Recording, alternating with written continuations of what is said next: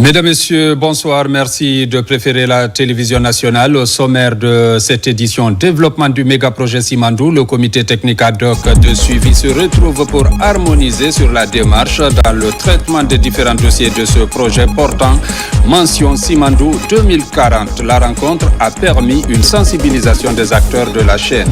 Au niveau de la sécurité routière, réception des panneaux de signalisation, ces équipements vont permettre le respect du code de conduite sur nos routes et éviter l'anarchie dans la circulation. Et puis, l'État veille sur le respect des prix des produits de grande consommation. Une équipe du département du commerce sur le terrain a procédé à la fermeture de certains magasins pour non-respect des prix homologués. C'est tout pour les titres. Une fois encore, bonsoir et bienvenue dans ce journal. La régulation des médias au cœur des préoccupations. La HAC, Haute Autorité de la Communication, envisage la construction des centres de monitoring dans les différentes régions du pays. Question de veiller au respect de l'éthique et de la déontologie. Ceci pour maintenir la paix et la cohésion sociale. Le coup d'envoi des travaux de réalisation de ces structures est donné à Mamou et à Kindia. Reportage Amadou Touré. Pose de la première pierre du centre régional de monitoring de la Haute Autorité de la Communication HAC pour la région administrative de Mamou. Une initiative du gouvernement guinéen visant à veiller au bon fonctionnement du travail des journalistes. Dans un délai de 12 mois, un édifice répondant à cette architecture sera bâti ici à Serré, localité de la commune urbaine de Mamou, située à 7 km du centre-ville. Un grand bâtiment de 8 bureaux, une salle de réunion et le bureau du président. 6 cabines de toilettes internes et 3 cabines de toilettes externes, une guérite, un abri-groupe et la clôture entière. Nous avons l'opportunité de poser les bases d'une communication qui favorise le dialogue, le respect des diversités et la cohésion sociale. Tout comme Mamou, la région de Kindia aura bientôt son centre régional de monitoring. Il sera réalisé ici à Sabouya, localité de Frigiagbe. Chaque fois que tu te rends dans une préfecture, dans une région, ce sont des chantiers. Il faut laisser ces traces. Quand on occupe un poste, on laisse les traces. Ça va être dit après toi. Je voudrais saluer le leadership du chef de l'État. Il y a des journalistes qui veulent construire, il y en a d'autres qui veulent détruire. Et notre rôle, c'est d'assainir le secteur de la presse, c'est de contrôler les contenus des médias. Et la maison que nous allons construire ici servira justement à contrôler les médias.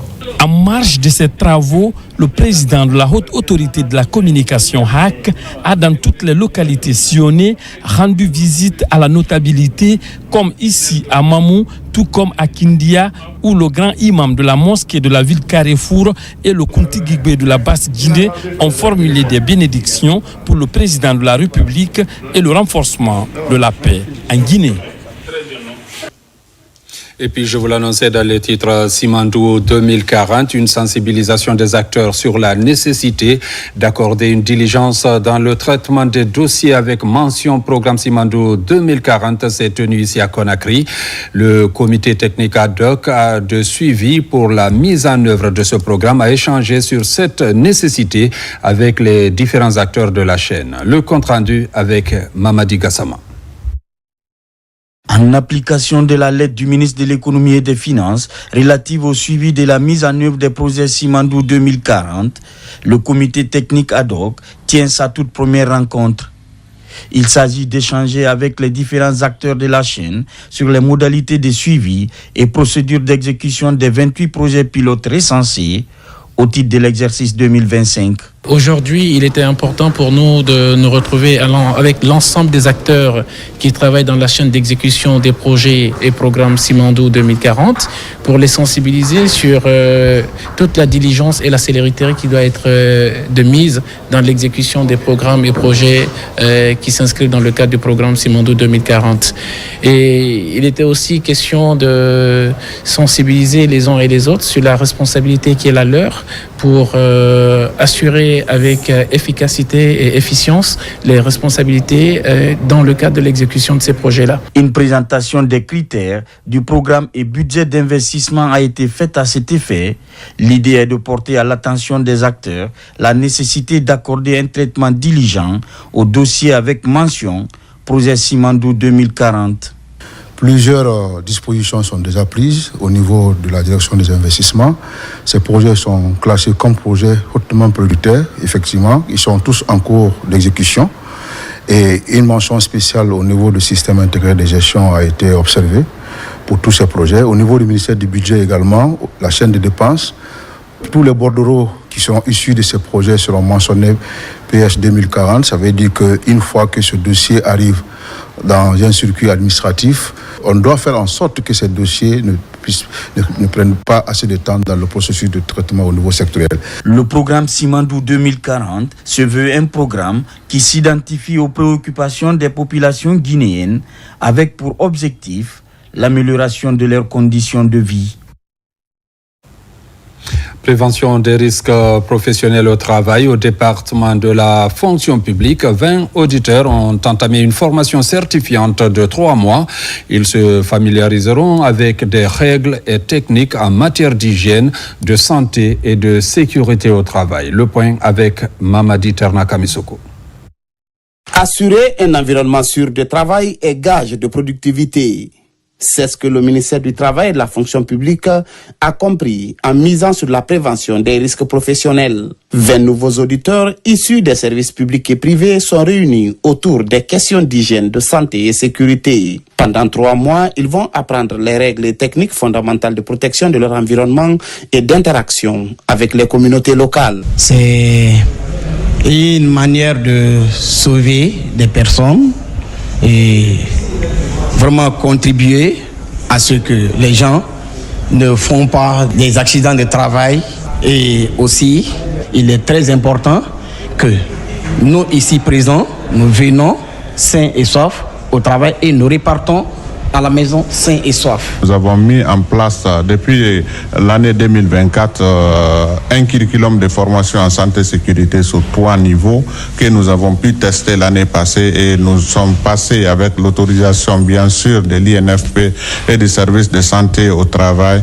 Donc nous avons 20 personnes qui se sont inscrits à ces formations. Donc là, nous attendons à ce que ceux-ci soient tous admis après les évaluations de la formation avec une 15aine de formateurs que nous allons déployer durant les 3 mois de formation. Ce groupe constitue la 2e cohorte d'auditeurs. La session découle de la collaboration entre le cabinet HASEC, l'INFP et le service national de santé au travail. Dans un monde en perpétuelle et constante évolution, où les risques professionnels sont omniprésents, il est impératif de doter nos cadres et agents des connaissances et compétences nécessaires pour assurer un environnement de travail sûr, sain et productif. Au moins 35 modules seront validés par ces auditeurs avant leur certification. Ils pourront ainsi rejoindre le noyau de spécialistes en hygiène, santé et sécurité en milieu du travail en Guinée. Et puis, tournée du directeur général de la police nationale. Farana est la 2e étape de cette visite de terrain. Le général de division Djeneba Sori Kamara veut s'assurer de la sécurité des personnes et de leurs biens. Il a rencontré les agents afin de discuter des difficultés qu'ils rencontrent dans l'exercice de leurs fonctions. Reportage colonel Morikaba. Dans le cadre de sa tournée de prise de contact avec les unités de police à l'intérieur du pays, le général de division Djeneba Sori Kamara s'est rendu à Farana. Il a été accueilli par les forces de l'ordre déployées dans la région.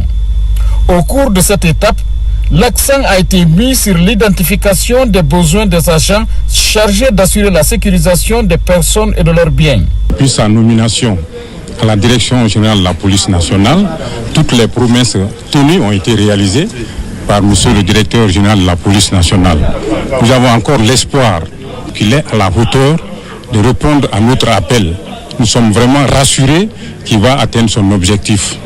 Face à ses compagnons d'armes, le directeur général de la police nationale a rappelé l'objectif de sa mission: comprendre les réalités du terrain et renforcer les dispositifs sécuritaires.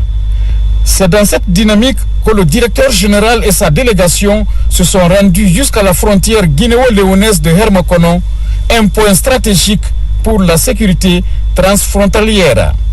Bon, présentement, nous sommes dans le problème de proposition. D'abord, ça manque de logement. On avait des motos ici aussi, ils sont fatigués. Les personnes aussi, nous sommes 4 personnes ici. Mon directeur général voulait qu'il m'aide à voir mon besoin, l'affaire de logement ici. Je suis venu pour vraiment voir la réalité sur le terrain et voir comment la police vit. Et honnêtement,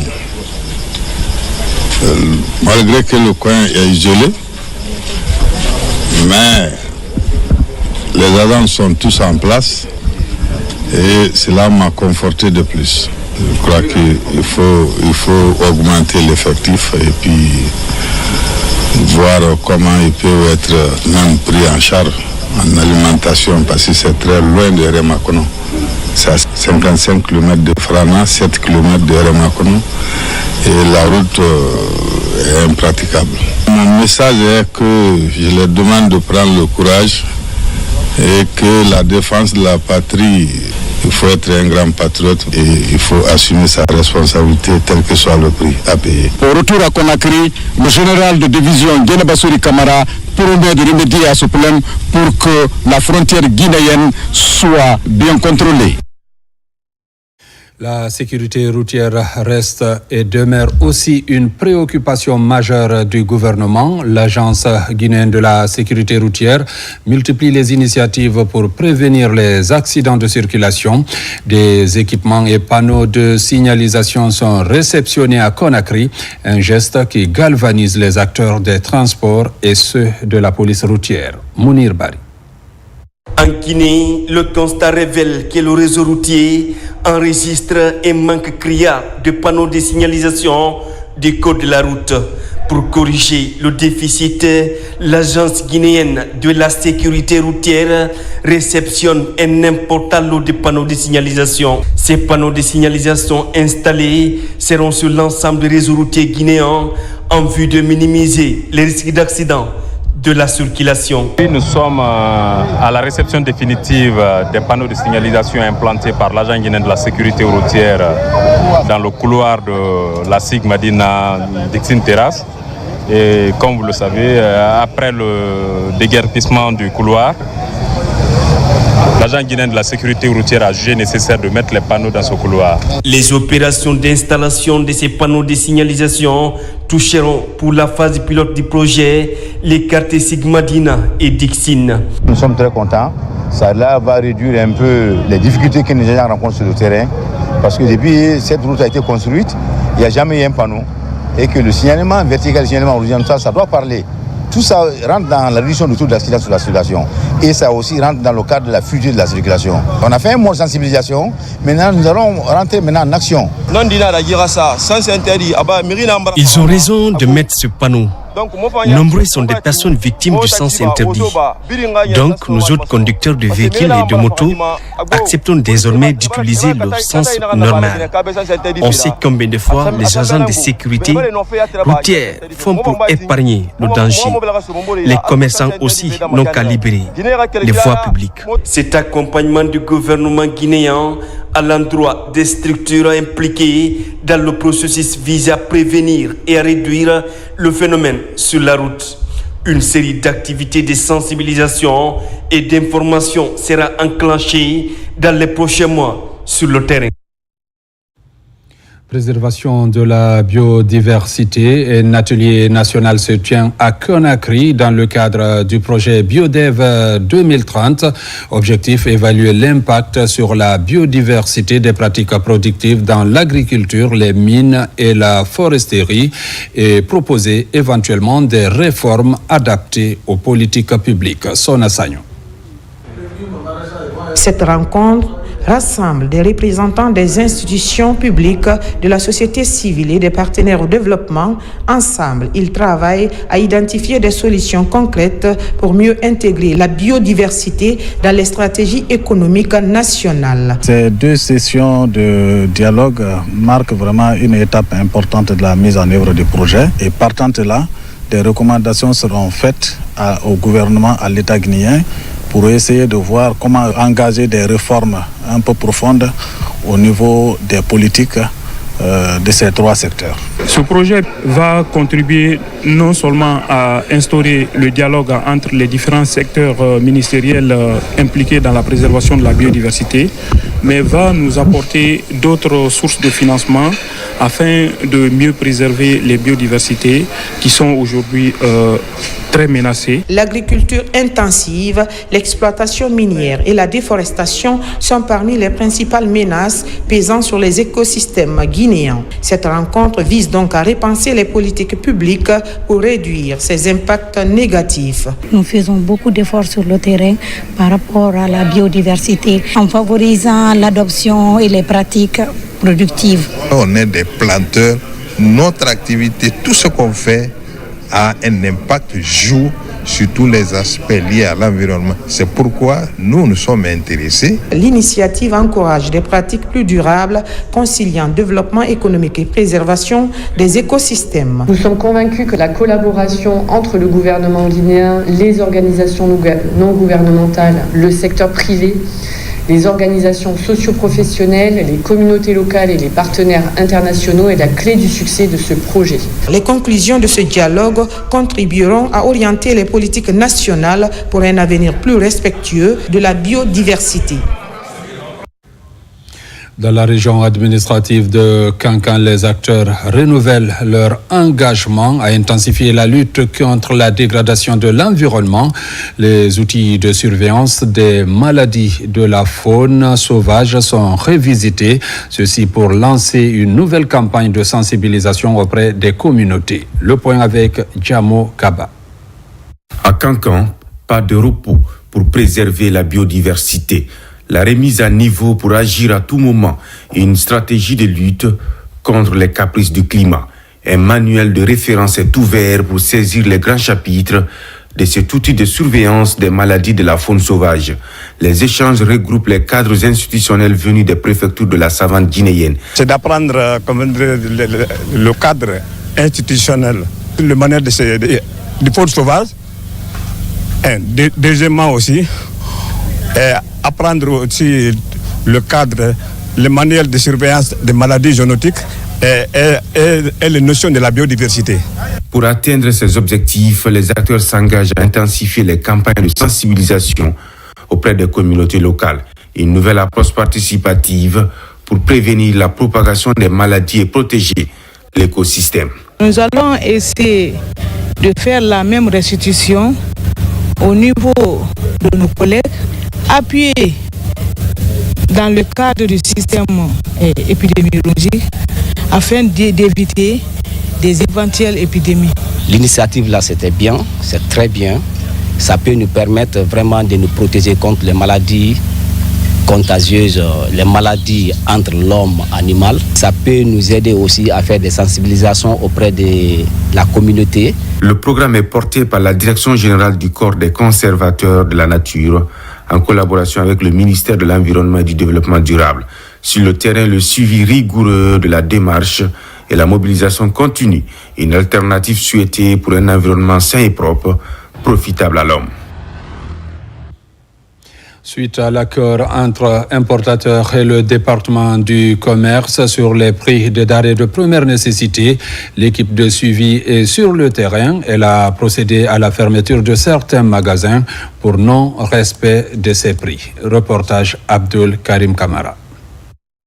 Ce groupe d'hommes sillonne les magasins pour s'assurer du respect des prix consensus sur les denrées de première nécessité. Ici à Matam, dans ce magasin, après avoir vérifié les reçus de vente, il est constaté que ce grossiste n'observe pas l'esprit du protocole. Au lieu de vendre le sac de riz à 285 000 francs, prix grossiste dans le Grand Conakry, il le vend à 290 000 francs. Dans la foulée, l'on décide de fermer son magasin. Si nous laissons fermer les yeux sur cet état de fait, cela veut dire que le détaillant qui va prendre à ce prix va vendre plus. C'est clair pour tout le monde. Tout ce qui va faillir à cet état de fait, nous allons fermer et la personne va répondre devant la loi. Cette croisade est menée par la Chambre de commerce et la Direction nationale du commerce intérieur et de la concurrence. La démarche vise à rappeler aux acteurs du protocole de savoir raison garder dans l'intérêt du consommateur. Aujourd'hui, nous sommes en train de sensibiliser pour que les grossistes, les détaillants, les importateurs puissent effectivement comprendre le contenu du protocole.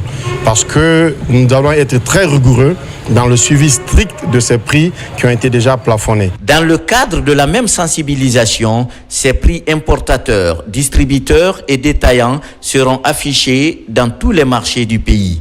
Partout où les magasins seront fermés, des sanctions seront prises à l'encontre des contrevenants.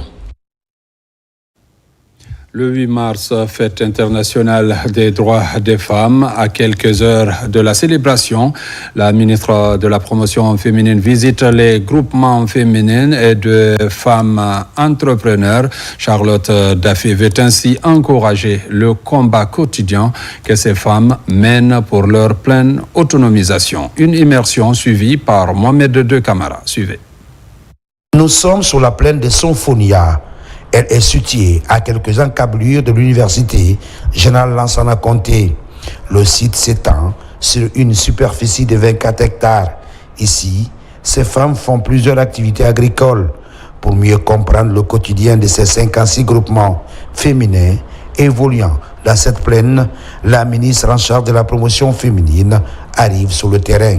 C'est vraiment pour montrer la bravoure des femmes. Ces femmes de Sonfonia, si elles sont accompagnées, elles ont la formation qu'il faut, elles ont les équipements qu'il faut, elles sont capables d'approvisionner tous les marchés de Conakry. Je vais faire un clin d'œil à mon collègue ministre de l'Agriculture pour qu'il puisse regarder un peu ces femmes. On effectuera certainement ensemble une visite de terrain pour venir voir l'étendue des besoins. Ces femmes sont animées d'une ambition, celle d'approvisionner les marchés de Conakry en légumes et en produits maraîchers. Nous sommes au nombre de 600 femmes qui travaillent la terre. Nous rencontrons beaucoup de difficultés. Par exemple, l'année dernière, les champs ont été inondés, ce qui a joué sur nos récoltes. Nous demandons aux autorités de nous venir en aide pour engranger plus de résultats. Cette visite de terrain a également permis à la ministre Charlotte Daffé de se rendre dans les locaux de Firsi. Cette entreprise tenue par une femme est spécialisée dans la valorisation du textile guinéen. La valeur ajoutée de cette visite, c'est d'abord qu'elle a rempli ses engagements vis-à-vis de nous. Mais nous autres entrepreneurs qui avons eu ce privilège d'être sélectionnés par le département pour être les championnes, nous devons aussi de disséminer l'esprit qu'il a animé pour aller tirer les femmes rurales, les femmes qui sont victimes de violences du fait qu'elles n'ont pas de revenus, pour qu'on les mette aussi sur la scène. D'ici quelques années, on va réduire la masse de femmes pauvres. Cette démarche de la ministre en charge de la promotion féminine consiste à encourager les femmes des groupements agricoles et celles qui évoluent dans l'entrepreneuriat. Toutes choses qui pourraient les motiver à persévérer dans leur activité génératrice de revenus. Mesdames, Messieurs, c'est la fin de cette édition. Merci de l'avoir suivi et bonne suite de programmes sur la télévision nationale.